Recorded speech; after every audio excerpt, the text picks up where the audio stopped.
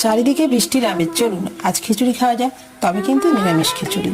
খিচুড়ি বানানোর জন্য প্রথমে মুগ ডাল ভেজে নিন, তারপর হাঁড়িতে জল দিয়ে নিজের পছন্দ মতো চাল ও ভাজা ডাল ধুয়ে হাঁড়ির মধ্যে ঢেলে দিন। কিছুক্ষণ ফুটতে থাকুন। এবার অন্যদিকে কড়াতে তেল দিয়ে বাড়িতে যা যা সবজি আছে সেগুলো ধুয়ে কেটে একটু হলুদ দিয়ে ভালো করে ভেজে নিয়ে হাঁড়ির মধ্যে ঢেলে দিন।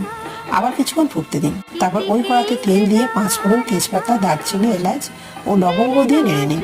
এবার ওর মধ্যে টমেটো কুচি, স্বাদ মতো নুন, আদা বাটা, জিরে বাটা, ধনে বাটা, হলুদ গুঁড়ো ও লঙ্কা গুঁড়ো দিয়ে ভালো করে নেড়ে চেড়ে একটা মশলা তৈরি করুন। মশলা থেকে তেল ছাড়তে শুরু করলে একটা চামচ দিয়ে সব মশলা তুলে হাঁড়িতে দিয়ে নেড়ে একটু ফুটিয়ে নিন। এরপর একটু চিনি ও ঘি দিয়ে গ্যাস বন্ধ করে দিন। এবার একটা প্লেটে গরম গরম খিচুড়ির সাথে বেগুন ভাজা আর পাঁপড় দিয়ে পরিবেশন করুন। রেসিপি কেমন হয়েছে অবশ্যই কমেন্টে জানাবেন, আর ভিডিওটা লাইক করে আমার চ্যানেলটাকে সাবস্ক্রাইব করবেন।